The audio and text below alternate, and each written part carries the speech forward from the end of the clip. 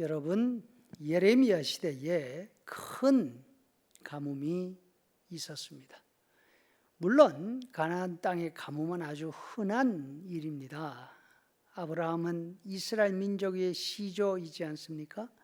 하나님의 말씀을 따라서 갈대아 우르에서 가나안 땅으로 이주해 옵니다. 그럼에도 불구하고 그 땅에 가뭄이 있었습니다.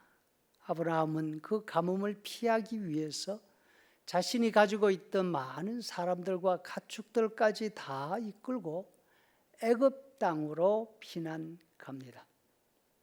그곳에서 하나님의 보호하심을 경험했습니다. 또 아브라함이 100살에 얻은 아들 이삭 때에도 가뭄이 있었습니다. 아버지 아브라함처럼 애굽으로 피난할 계획을 세웁니다. 하지만 하나님께서 그 땅에 머물러라 말씀하십니다. 하나님의 약속을 믿고 옆 동네 블레셋 사람들 지역으로 이주해 가서 삽니다.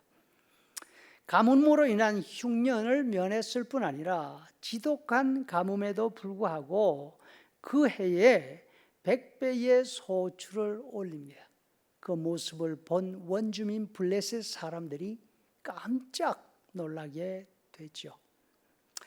여러분, 가뭄은 가뭄으로 끝나지 않습니다. 믿는 우리들에게는 지독한 가뭄 때에도 하나님의 계획이 있음을 알게 되는 것이죠.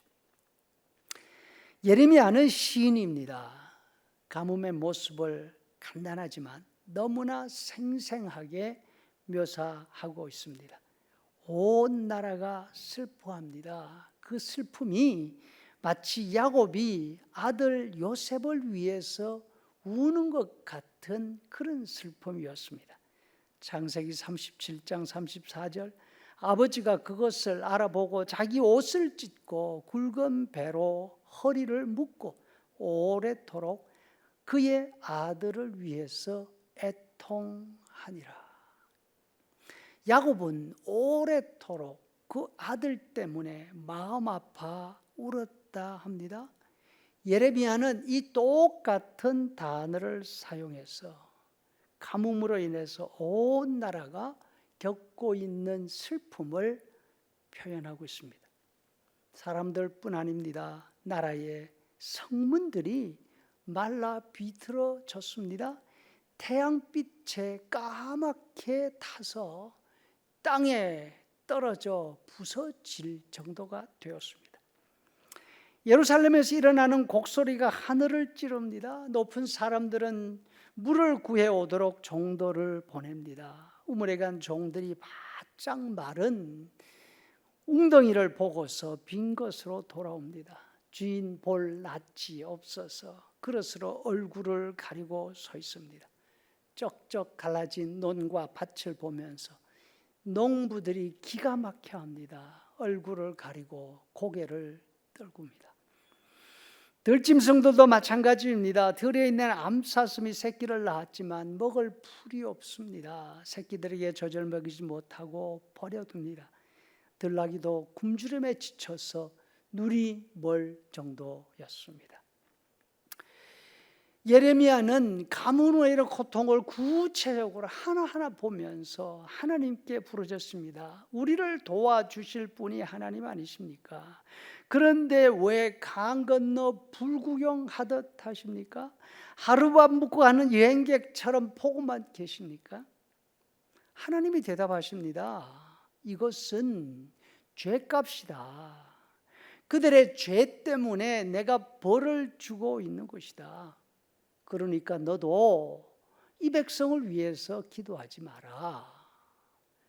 예레미야는 하나님의 그 말씀을 듣고서도 계속해서 하나님께 매달리십니다. 하나님 보십시오. 어찌하면 좋습니까? 유다 나라를 완전히 버리신 것입니까? 이제는 싫어지셨습니까? 이 지경인데도 불구하고 왜 치료해 주시지 않으십니까?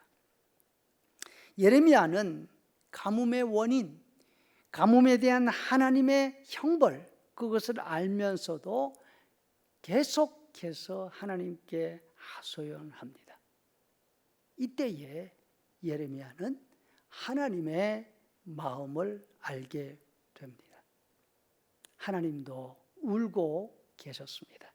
17절 말씀, 너는 이 말로 그들에게 이르라.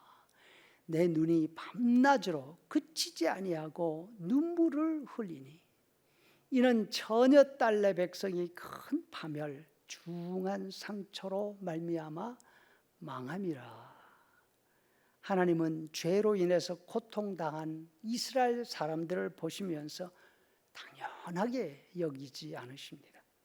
그들의 중한 상처에 함께 아파하십니다. 하나님 눈에서 밤낮 없이 눈물이 흘러내립니다.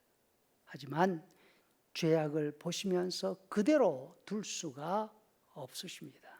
그 죄악으로 인해서 결국은 다 죽어 없어질 수밖에 없기 때문입니다. 우리는 재앙을 보면서 하나님의 심판이야, 다른 사람들의 잘못을 비난할 수 없습니다. 하나님의 심판이라 나도 어쩔 수 없어 체험해서도 안 됩니다. 예레미야처럼 그 죄를 우리의 죄로 알고 우리가 주께 범죄하였습니다. 하지만 우리를 버리지 마시옵소서. 함께 죄를 고백해야 할 것입니다. 죄악으로 인한 고통을 더 자세히 들여다보면서 고통하는 사람들과 함께 마음을 같이 해야 할 것입니다. 한 사람 한 사람, 심지어 들짐승들이 겪는 아픔까지 함께 아파하며 기도를 그치지 않아야 할 것입니다. 그러면 하나님의 마음을 알게 될 것입니다. 재앙을 내리시지만 눈물을 흘리시는 하나님의 모습을 보게 될 것입니다. 그리고 그 재앙을 통한 하나님의 계획을 알고 진노 가운데서도 긍휼을 잃지 않으시는 하나님께 더 간절히 기도하며 나아가는 예레미야 같은 마음을 가질 수 있기를 간절히 바랍니다.